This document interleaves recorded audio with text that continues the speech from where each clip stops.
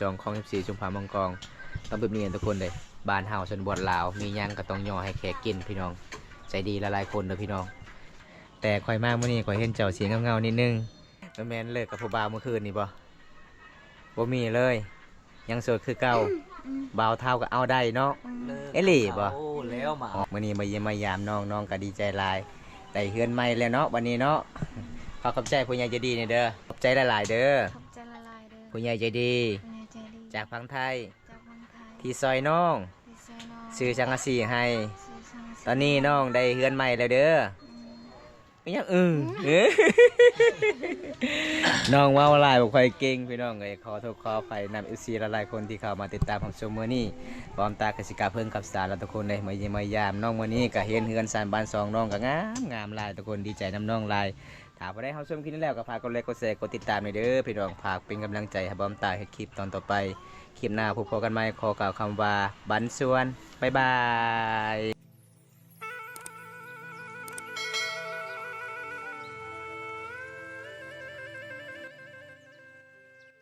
ครับสบายดีทุกคนสบายดีบรรยากาศยามแรงทุกคนเลยมื้อนี้บอมตากะเดินทางหมู่บ้านเก่งอาลองที่บอมตาโดนแล้วไปได้ไปเยี่ยมไปยามซาเวียกที่เพื่อนหลังนี้ที่บอมตาซื้อให้หลังคามีผู้ใหญ่ใจดีจากทางไทยบอมตาไปสะพานบุญให้สวยน้องซื้อสังอาชีสิมุงหลังคาเฮือนมื้อนี้น้องกะสิได้เฮือนใหม่แล้วหรือบ่พี่น้องมื้อนี้บอมตากะสิพา FC ได้รับชมเพราะว่าบอมตาก็โดนแล้วบ่ได้ไปเยี่ยมไปยามบอมตาก็ติดภารกิจหลายออกจาก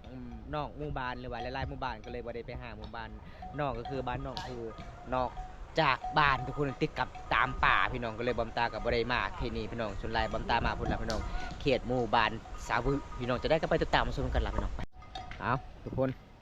ตอนนี้บอมตากับมาฮอดดูเฮือนสาวเวกเลยเด้อพี่น้องอ๋ออันนี้ก็คืออีพ่อเพิ่นสบายดีพ่อสบายดีเฮ็ดหยังนี่น่ะเฮ็ดดำเสียมดำเสียมอ๋อส่วนนี้แม่เฮ็ดหยังน้อยแม่เฒ่าแต่ร่างกายเพิ่นเอามากระบอกทุกคนสิมาขายโลนึงเท่าไรเขาเจ้าขายอยู่นี่เนี่ยโล15,000กีบอ๋ออันนี้มันเฮือนที่บอมตาซื้อให้สังกะสีมื้อนั้นบ่พ่อนั่นแหละโอ้เป็นยังไงสังกะสีบ่พ่อบ่พอยังจักแฟนยัง2แฟนแม่นแหละโอ้ยพี่น้องเอ้ยได้สังกะสีมาแต่ไสอีกชักชีนในบ้านแล้วยืมเอาอ๋อมายืมเอาสังกะสีหมู่บ้านโอ้ทุกคนเลยอันนี้แม่นเงินที่ผู้ใหญ่จะดีพักนำบาบอมตาให้สะพานบุญให้ก็เลยเฮือนของสาวแวกมื้อนี้ก็ได้เฮือนงามเลยทุกคนแต่บ่พอสังกะสีประมาณ2แผ่นรวมทั้งหมดก็คือ22แผ่นเนาะบอมตาซื้อมาก็คือ20แผ่นทุกคนก็เลยก็บ่ได้พอเพราะว่าตอนอีพ่อเฮ็ดก็คืออีพ่อบ่ได้โทรบอมตาเนาะอ๋อบ่โทรนะอ๋อพี่น้องเอ้ยเพราะว่าอีพ่อเวกปออ๋อเวกก็ไปทำงานพุ่นแล้วลูกชายก็ไปเฮ็ดงานแล้วก็เลยบ่ได้โทรบอกบอมตาอ๋อบ่เป็นหยังคันทามื้อนั้นบอมตามาหาก็คือบอมตากะสิมาขอนำผู้ใหญ่ใจดีเพราะว่าอันนี้ก็ดีใจน้ำน้องหลายเพราะว่าเฮือนน้องแล้วว่าเฮือนอีพ่ออีแม่ของเพิ่นก็คือได้อยู่สะดวกสบายเลยทุกคนปกติบอมตาไปเยี่ยมไปยามไปเมื่อใดเวลาฝนตกกับฝนตกคั่วฝนตกห้ามเปียกหมดทุกคนเลยโอ้ยพี่น้องมื้อนี้สาวเวียกอยู่เฮือนบ่พ่ออยู่เฮือนมาแล้วเฮ็ดงานบ่มาแล้วโอ้ยเฮ็ดงานบ่ได้นะลูกเอ้ยบ่ได้บ่ได้หากะล้านนึงก็หมดจ้างรถโอ้อ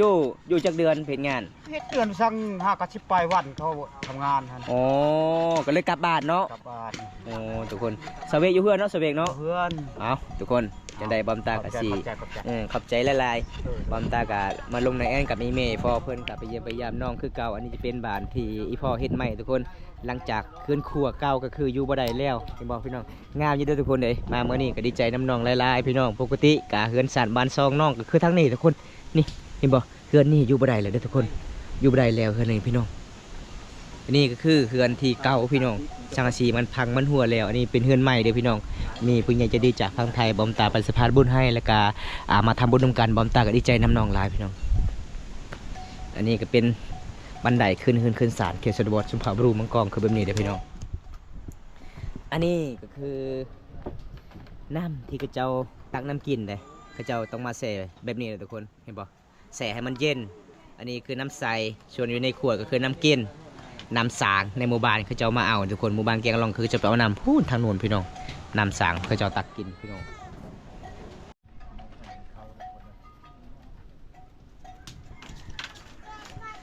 โอ้เจ้านี่กันเฮือนผู้สาวนี่เจ้าฮู้ทันเนาะโอ้มาอยู่เด้อทุกคน ลูกสาวก็ได้แม่ขนาดน้องคือแม่เลย2คนเลยทุกคนเด้อ ลูกสาวเจ้าบ่ คอยว่าคอยจะเป็นพ่อว่ะ เจ้าจะเป็นพ่อบ่อ๋อ คอยจะเป็นพ่อให้ ป้าทุกคนมาเยี่ยมมายามน้องมื้อนี้ วะมันละ มีป่า2ตัวเด้อ ทุกคนเด้อวะมันละเต้ สวัสดีสวัสดีเฮ็ดหยังนี่น่ะเฮ็ดมักเพชร เฮ็ดบ่เพชรก็เป็นเจ้าเนาะ เฮ็ดมักเพชรเฮ็ดจังได๋มักเพชรนี่เสียบมักเพชรสิมาจี้บ่ นี่หมาเจ้านี่หมาเจ้าบ่นี่นะหมาตัวนี้บ่เจ้าว่าจะขายซิวบัตรนะ เฮือนหลังใดที่เจะว่าเฮ็ดเฮือนใหม่อยู่ไสเฮือนนี่โอ้เฮ็ดแตะดนเลยบ่ดนแล้วอ๋อทุกคนน้องได้เฮือนใหม่แล้วพี่น้องอันนี้คือห้องนอนน้องได้ เธอเห็นมวยนี่คือยาวแท้นั่นน่ะ ใส่หมวย น่ะ โอ้เนาะมวยยาวเลยทุกคนนี่เบิ่งเขาเจ้าเฮ็ดกินเฮ็ดอยู่ จี เฮ็ด เจ้า กิน แล้วเยอะจีบ่เพชรได้จักตำนี่กินข้าวกินกับหยังเจ้า กินกับปลา โอ้ได้ป่าเนาะใช่ป่านะ ป้ามามื้อนี้แควงามเนาะแควเจ้าเนาะ โอ้นี่ได้ป่าทุกคนป่า2ตัวป่าหยังนี่เจ้าเอิ้นนี่ป่าหยังอากาศโรคเลยอากาศโรค เป็นดอกกระดังมากันเถอะ บ่จักน้องบ่จักจักป่าหยังวะเจ้าผู้คนบ้านใดผู้เจ้า เรา บ้านโลเจ้ามือน้ำเขาบ่ กระดังมันเดียว เจ้ามาอยู่พุ่นบ่เจ้าผู้น่ะนึกว่าผู้มาอยู่นำอยู่นี่มาอยู่บ้านผัวหลายปีอยู่บ้านผัวนะจักปีอยู่นำผัว6 ปีแล้วลูก2 คน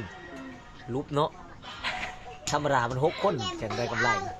ปีละคนเด้ เอาหยอกเด้อถามได้บอกเป็นอะไรคือป้าเป็นกระปูนะบอกคันบอกว่าได้ก็บ่เป็นหยังเมื่อเจ้าจังมาป้าเขาบอก โคคอยปะคอย เออ ป้าย้อนวานี่ได้ บ่ถือกันเนาะ เด็กได้เมียสองคน อย่าได้เมีย2 คน สองคน สมองสับสนวุ่นวายเหลือเกิน ให้เราเอารถนะจะได้2 คนอย่าวุ่นวายนะบ่คอยกันยังจะได้2 คนเดี๋ยวนี้นะ ข่อยจะเอา3ได้ข่อยอยู่ไง แต่วันนี้นะคอยเนี่ยคอยจะเอาเมีย2 คนถ้าว่าเมียคอยจะป้าคอยบ่ให้ป้าอยู่มือคอยก็บ่ให้มือคันเมียคอยมือบ่ได้หรอกคอยพูดไว้ โอเคชนบทนี่คันถ้าพวกอยากเอาเมีย2 คนบ่ได้บ่ยืนเหมือนกันบ่ได้บางคนก็ได้มีเมีย5 คนก็มีได้ ก็ได้คอยว่ายาก เจ้าบ่ยาก เจ้าบ่อยากได้ โอ้ก็บ่ยากก็คือ จะเป็นอะไรยันผูนะบ่อยู่น้ำเจ้ายันผูอยู่น้ำเมียน้อย เขาแบ่งเวลาดอกเจ้าบ่เห็นบ่เพียงเมียน้อยเมียใหญ่เมียน้อยเมียหลวงนะเอ้ยเมียใหญ่ต้องใจใหญ่คือผัวเด้ เละเว้ยกินว่าอะไรเนี่ยดอละจริงจัง จะบอกยัง บ่เข้าใจ บ่เข้าใจเด้อทุกคน คือตาราง จังน้องถามยังทุกคนน้องว่ากินมักเผ็ดบ่ แม่นบ่ โอ้ผัวจังได้เมีย2 คนเนาะฮับบ่ได้ หับบ่ได้ก็เลยเลิกเอาหับบ่ได้ก็เลยเลิกน้องว่าทุกคน ไปไสเด้อน่ะไปตำมักเผ็ดปอไปตำแจ่วฮอดพุ่นอ๋อไปล้างก่อนอันนี้เฮือนน้องเก่าอยู่บ่ได้แล้วเป็นหยังเจ้าเวลาเฮือนเจ้าคือบ่บอกค่อยฮะเจ้าสิเอาผัวเลยบ่โอ้ยน้องไอ้สาวเวกคุณงามผู้บ่าวหลายเด้อมาฮักกะมาแต่นครหลวงเวียงจันทน์เต็มผู้บ่าวโอ้ยมีแต่คนล่อๆพี่น้องมาจีบเพิ่นเลยทุกคนเลยยังโสดบ่มามื้อนี้ยังโสด 100%ฮักกะมาที่เวียงจันทน์แล้วโสดเลย โสด คันอยู่เมืองนอกเป็นจังได๋บ่ได้โสด โสดตลอด ปีหน้ามา โสด พี่ ตลอด คนโชดน่ะจะเบิ่งนี่ อ๋อ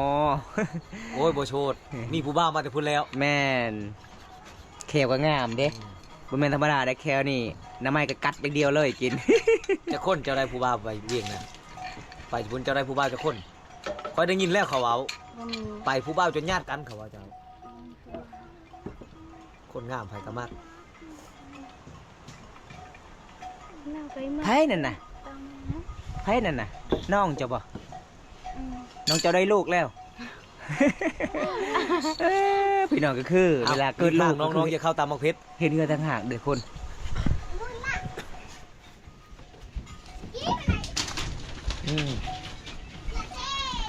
เอามาเมื่อนี้สาวเวกได้ลูก2 คนเลยเด้อทุกคนเลย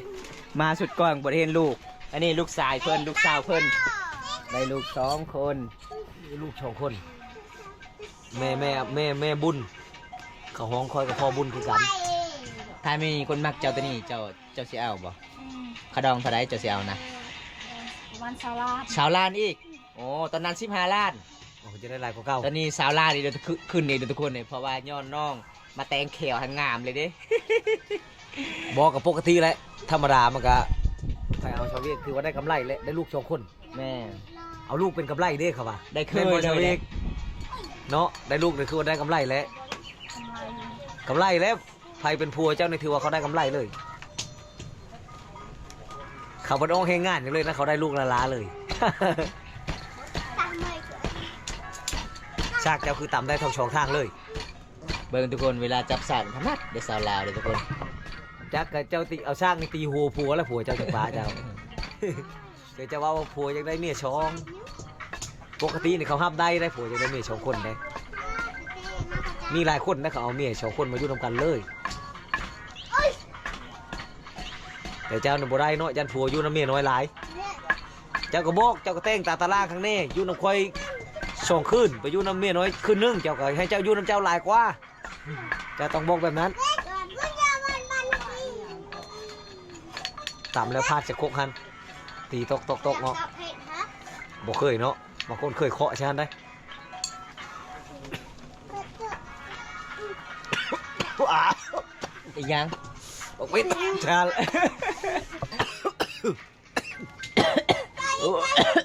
บ้าบุก โอ้ยน้องเอา โอ้ เพชรอูด ย เท่า เผ็ดไหมทุกคนเลย จุดเพชรอูดกันเนาะ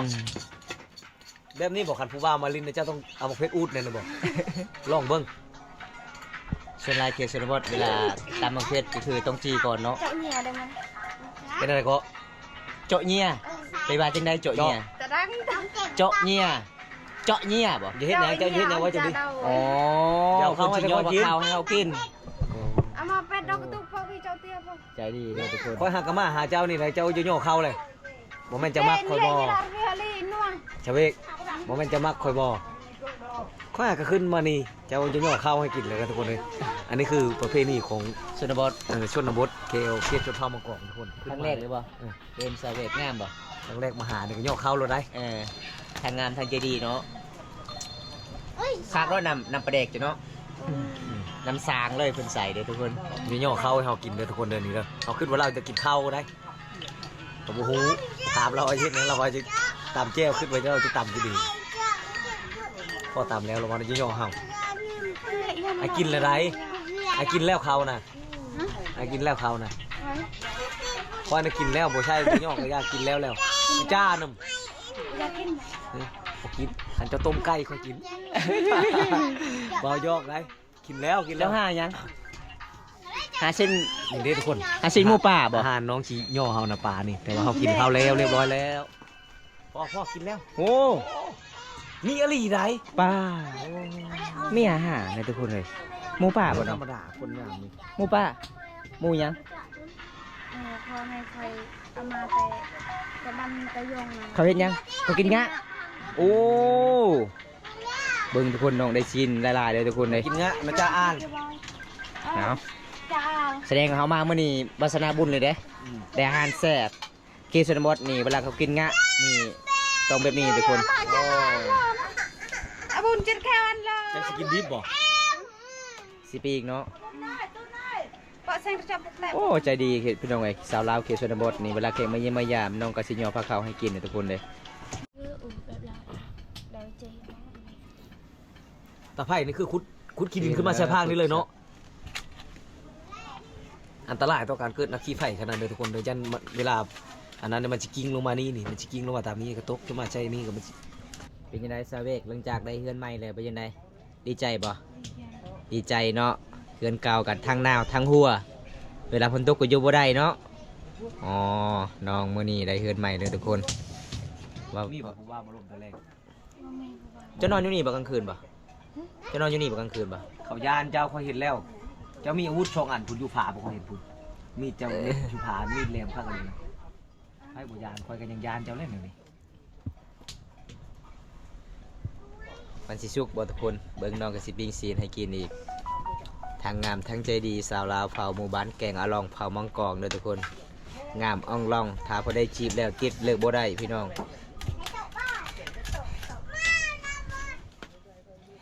นครหลวงกับบ้านเฮาตัวใดมวนกว่า ตอนนี้เจ้าว่าเท่าไหร่ก็ชาปีจังอายุจะชาปีเนาะจะเอาผัวได้6 ปีแสดงว่าเอาผัวแต่อายุ แต่อายุน้อย แต่อายุ14 ปีจะเอาผัวนะอ๋อ 12 ปี 12 ปี13 ปี แสดงว่าน้องนี่ติดผู้บ่าวแต่น้อย ครึ่งแล้วใครจะเอาผัวแต่13 ปีนี้ตอนนี้เจ้าชาปีเจ้าต้องอยู่น้ำผัวนี้7 ปี7 ปีจะอยู่น้ำผัวเจ้าอยู่น้ำผัวนะแต่ถือ เพราะว่าน้องๆบ่ฮู้จักปีเด้ อืมได้ลูก2 คนก็เลยกลับ ปีจ้ะ7 ปีแล้วลูกนี่ครับหมูเลยหมูอายุลูกเลย แต่ดักนั่งไม่เละ บริจุดไว้เต็มไว้เดี๋ยวพ่อมันจุดไปถามพ่อมัน ชื่อลูกนี่จะมาตั้งไม่บุญหรือว่าพ่อตั้งแต่กี้ ตั้งแต่เกิดนะ ตั้งแต่เกิด พ่อเป็นผู้ตั้งให้เนาะ ชื่อสาบุญเป็นหยังคือชื่อสาบุญคือตังบุญว่าจังใด วัฒนาที่ได้พบกับผัวนั้น บุปสนาได้เอาผัวแต่น้อยโอ้เอาผัวแต่น้อยทุกคนแต่อายุ12 13 ปีเขาดองเจ้าเท่าใดตอนนั้นนะ มามีเลยบ่มีเลยอ๋อแต่ตอนนี้ก็คือน้องอยากได้20 ล้านอีก ชาวร้านเอาควายติมนี้จ่ายขึ้นละ2,000 เจ้าสิเอาบ่ผู้บ่าวตัวเอ้ย เอ้านะ เอาได้บ่อ๋อก็คือผู้บ่าวมังกรจังเอาได้เนาะยังบ่ทันได้เอาตอนนี้คือผู้บ่าวตัว แต่ เอ้ย ค่อยกับ ผู้บ่าวไทย เก้าเจ้าได้ค่อยจะเอาเมียชงอยู่ได้จะห้ามได้บ่บ่ได้เป็นยังบ่ได้บ่ผัวจะเอาเมียชี้ไม่ห้าใครเอารถล้า เอาหลายคนมาเฮ็ดมาสร้างช่วยกันมันทั้งมีไหวเขาเอา เป็นหยังคือบ่อยากเอานำกัน2 คน ไม่ยากนะ บ่ยาก ยันผัวไปอยู่น้ำเจ้ายันเขาอยู่น้ำเมียน้อยหลายกว่าเพราะว่าเจ้าเป็นเอื้อยเจ้าแต่งตาตะล่างเชลดเจ้าต้องอยู่น้ำควายระดับ3 ชั่วโมงไปอยู่น้ำเมียน้อย1 ชั่วโมงเจ้าวันในนั้นรถ แกนี่ก็ไปอุ้ยยัง เอาตอนนี้ใกล้สิฮอดหน้าหนาวน้องก็สิปิ้ง จาก ปี ชั่วน โมงคิดได้กินนี่ นำเละตะบนจาน เอาพอหม้อมาฟัด กินดิบเลยกินดิบก็ได้บ่ ดาปืนเหรอ แล้วเคยกินหมดดิบบ่ ปืนเต็มเลยเยี่ยมเมื่อวานเจ้านี่ยังจักมือกินงะ จับเลย ยังบ่ฮู้ เดือนหนึ่งเลย เดือนหนึงปีหน้าโอ้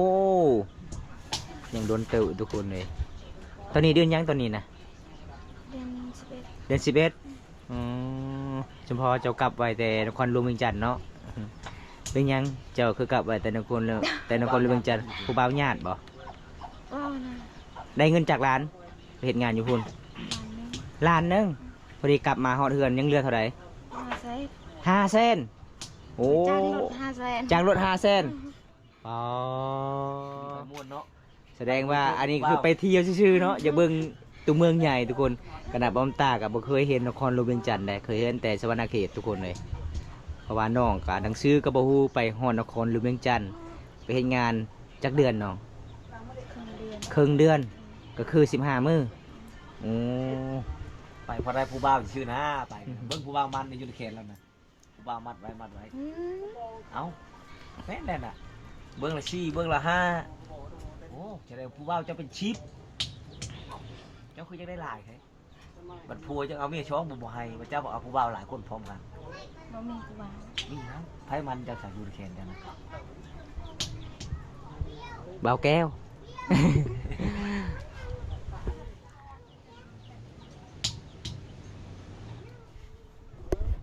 เอาตอนนี้เราพาน้องสิปิงซีนให้สุกก่อนทุกคนน้องก็สิย่อผ้าขาวมันเป็นตามประเพณีทุกคนเลยเฮาบ่กินก็บ่ได้น้องก็เลยย่อเป็นน้องตำแจ่วเห็นเฮามาปั๊บน้องเฮ็ดปึ๊บเลยทุกคนเลยตอนรับเป็นอย่างดีสาวลาวเขตนี้ทุกพี่น้องมาแล้วบ่ผิดหวังเฮือนชาติบ้านสองเขาเจ้าก็ประมาณซุนี้เลยจะดีหลายคนเลยพี่น้องเอาทุกคนตอนนี้หลังจากที่สาวเวกปิ้งซีนสุกแล้วสาวเวกก็เฮ็ดหยังเนาะนึ่งข้าวบ่ บ่นึ่งแล้วค่ะ อ๋อสิดังไพ่พิงไพ่การน้าวเมื่อนี้น้องมีอาหารแซ่บๆเลยทุกคน ขึ้นเฮือนทางได้ประเพณีชนเผ่ามังกรก็คือเป็นนี่ทุกคนมือวานนี่มือซื้อนี่บอมตาไปเยี่ยมไปยามเซาซุกอยู่เฮือนเซาซุกแป้งนัวกับบะหมี่มักเผ็ดบะหมี่น้องก็เลยเอาเกลือมาให้บอมตามาจำพี่น้องเพราะว่ามันเป็นตามประเพณีที่12ของชนเผ่ามังกรคันเฮาบ่จำก็บ่ได้มื้อนี้ก็มาเฮือนน้องโดนแหล่บอมตาก็เลยไปเยี่ยมยามน้องก็มีซีนแซ่บๆแล้วก็มี